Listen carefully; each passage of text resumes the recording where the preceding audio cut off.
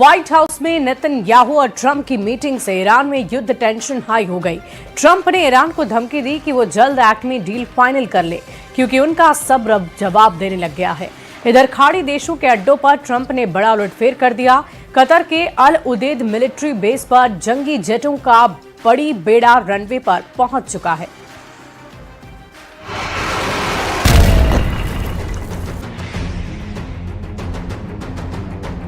White house से भयानक खबर बाहर आई है।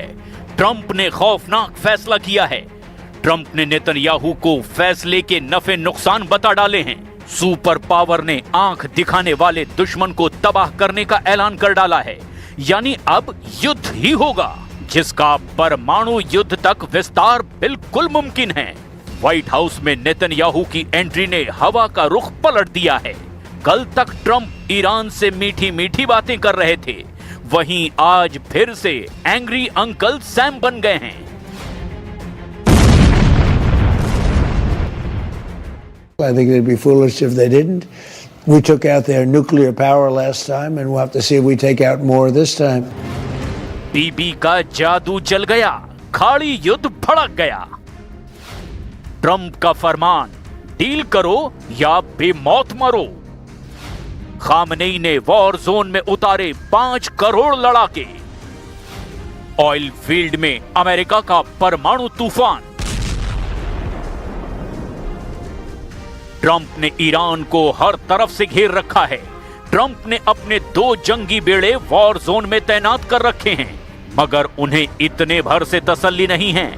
ट्रंप वार्निंग दे रहे हैं कि ईरान जितनी देर करेगा उतने जंगी हथियारों से उसे पीटा जाएगा।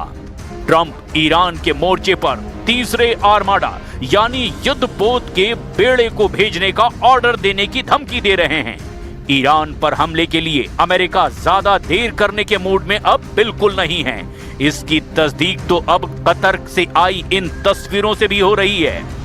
कतर के अल उदेद एयरबेस पर अमेरिकी सेना की ट्रकों के ऊपर मिसाइलों की लोडिंग शुरू हो चुकी है। ट्रंप ने पैट्रियट मिसाइलों को सेमी स्टैटिक लॉन्चर स्टेशनों की बजाय मोबाइल ट्रकों में लोड करके ईरान को क्लियर मैसेज भेजा है। व्हाइट हाउस से रिलीज हुई ये तस्वीर देख लीजिए। इजराइल के पीएम नेतन्याहू पूरी तरह से बेफिक्र हैं। उनके साथ ट्रंप के विशेष दूत स्टीव विटकॉफ हैं।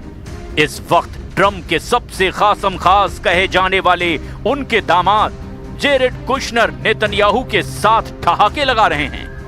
ये तस्वीरें ईरान के कलेजे पर खंजर चला रही हैं। मगर ईरान भी कमजोर नहीं पड़ रहा। ईरान की सड़कों पर सुपर पावर को बर्बाद कर डालने की हुंकार गूंज रही है। अमेरिका से लड़ने के लिए खामनेई के करोड़ों लड़ाके ईरान में उबल रहे हैं। ईरान के चौराहों पर मिसाइलें तान दी गई हैं। खामनेई के लड़ाके मैदाने आजादी से ट्रंप को चैलेंज दे रहे हैं।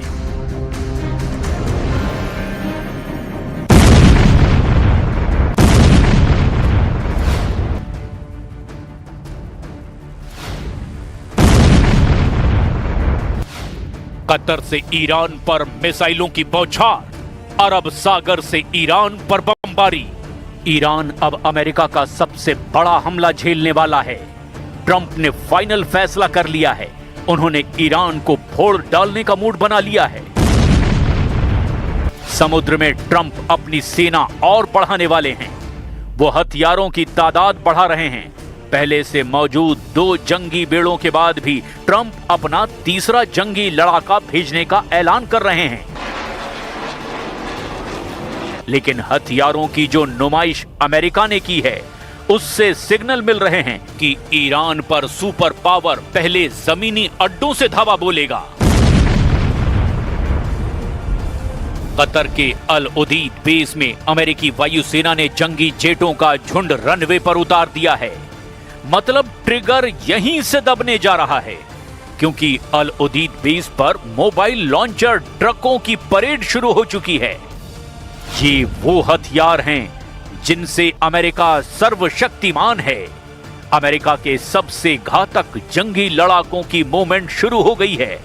कतर के अल उदीद एयरबेस पर ट्रकों में मिसाइल लोड हो रही है। अमेरिका अब कितनी ताकत से दुश्मन का सफाया करने वाला है, उसका अंदाजा आप लगा लीजिए। गिनते जाइए जंगी जेट, गिन लीजिए मिसाइल लॉन्च पैड, देख लीजिए ट्रंप के युद्ध वाले truck, cargo, jumbo, fighter jet, क्या कुछ नहीं है यहां। अल उदीद बेस पर मिसाइल लॉन्चर ट्रकों पर पैट्रियट मिसाइलों को लोड किया गया है। सिर्फ कतर बेस पर ही नहीं, सुपर पावर ने खाड़ी देशों के सभी मिलिट्री बेस पर वॉर अलर्ट भेज दिया है। अमेरिका ने ईरान पर जिन अड्डों से हमला करने का इशारा किया है, उनकी लोकेशन जिन देशों में हैं, वो भी आप जान लीजिए। ट्रंप ने इराक, जॉर्डन, कुवैत, सऊदी अरब, कतर, बहरीन, यूनाइटेड अरब अमीरात, ओमान, तुर्की और हिंद महासागर में डियोगो गार्सिया बेस को वॉर मोड में रहने के ऑर्डर दिए हैं। ट्रंप बहुत सीरियस हैं। ट्रंप धमकी दे रहे हैं। ट्रंप ईरान को बचने का आखिरी मौका दे रहे हैं। उन्होंने कहा कि डील नहीं करने पर खामनेई को ऐसी सजा दी जाएगी जिसकी उन्होंने कल्पना तक नहीं की होगी। ट्रंप इशारों में ईरान पर एटमी हमलों का खतरा भी जता रहे हैं। As you know, we have a massive flotilla right now going over to Iran. We'll see what happens. I think they want to make a deal. I think they'd be foolish if they didn't. We took out their nuclear power last time, and we'll have to see if we take out more this time. Netanyahu का white house पहुंचना, Trump का भड़कना, एटमी deal के बदले भयानक युद्ध के हालात बन जाना। 24 घंटे में अमेरिका, ईरान, इजराइल फिर उसी मोड़ पर आ खड़े हुए हैं जहां वो 1 साल पहले थे। बारूदी टकराव जब हुआ था, जब इजराइल अमेरिका ने मिलकर ईरान पर हमला किया था, लेकिन वो युद्ध अचानक भड़का था। सिर्फ 12 दिन तक चला था। इस बार तो जैसी तैयारी है, उससे साफ लग रहा है कि ये लड़ाई एक खेमे के खात्मे पर ही खत्म होगी। ईरान के राष्ट्रपति ने ऐलान किया है कि वो न्यूक्लियर वेरिफिकेशन के लिए रेडी हैं, लेकिन किसी के प्रेशर में नहीं आने वाले। इस्लामिक क्रांति की 47वीं सालगिरह पर ईरान के दुश्मनों से हिसाब बराबर करने की धमकी भी दे डाली है। دنبال سلاح هسته‌ای نیستیم. ما بارها و بارها این رو اعلام کردیم و آماده هر گونه راستی آزمایی هستیم. ईरान दावा कर रहा है कि उसे एटम बम की जरूरत नहीं है। दुनिया की जिस एजेंसी से चाहें उसके एटमी अड्डों की जांच भी करा ली जाए, लेकिन ईरान को धमकाना बंद किया जाए। ईरान ने अपने मिसाइल प्रोग्राम पर किसी भी तरह की डील से साफ इनकार कर दिया है। उधर इजराइल इसी जिद को एटमी डील की रेड लाइन बता रहा है।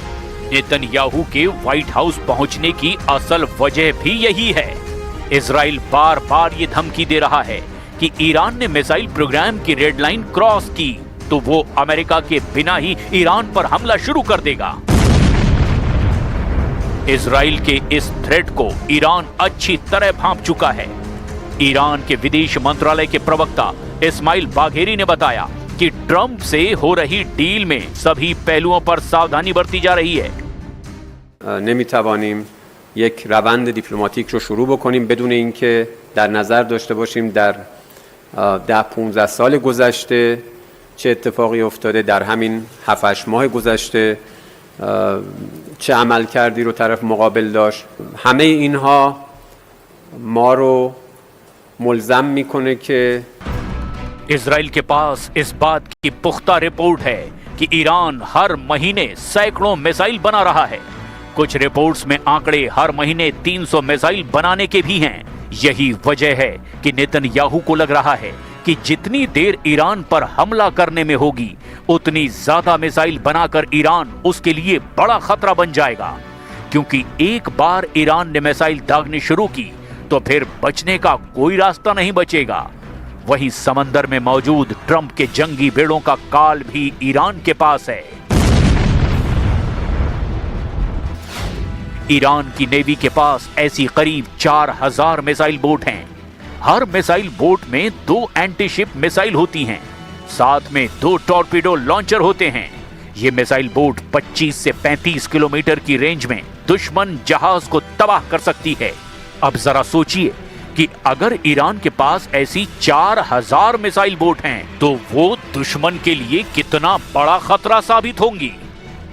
ईरान के मिलिट्री पावर के वीडियो आए दिन सामने आते हैं। ये वीडियो खामनेई की सेना का हौसला बढ़ाते हैं।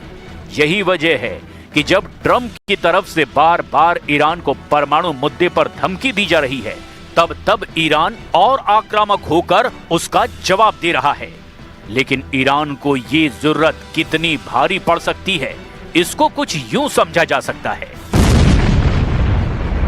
अमेरिका ने जून 2025 में ईरान पर B-2 बम वर्षकों से हमला किया था।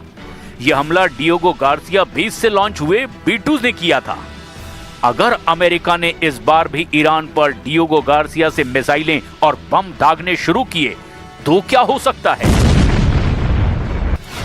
हिंद महासागर में ब्रिटिश इंडियन ओशन टेरिटरी में मौजूद डिएगो गार्सिया बेस की हवाई दूरी करीब 4000 किलोमीटर है, जहां अमेरिका ने B-2 स्टिल्थ बम वर्षकों का बेस बना रखा है।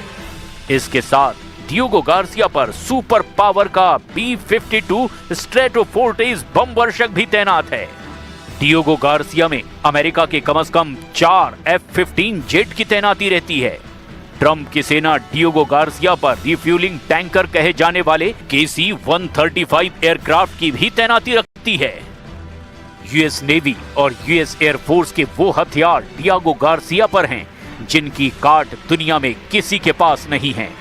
अमेरिका दुश्मनों को भ्रम में डालकर अक्सर डिएगो बेस से दहलाता रहा है। कतर के अल उदीद बेस से अमेरिका के हमले की उम्मीद इसीलिए कम है क्योंकि मुस्लिम देशों ने पहले ही साफ कर रखा है कि वो अपनी जमीन से ईरान पर हमला नहीं होने देंगे। मतलब अमेरिका तैयारी तो खाड़ी देशों के अड्डों पर कर रहा है, लेकिन ईरान पर हथौड़ा गिरेगा डिएगो गार्सिया जैसे सुपर सीक्रेट लॉन्च पैड से।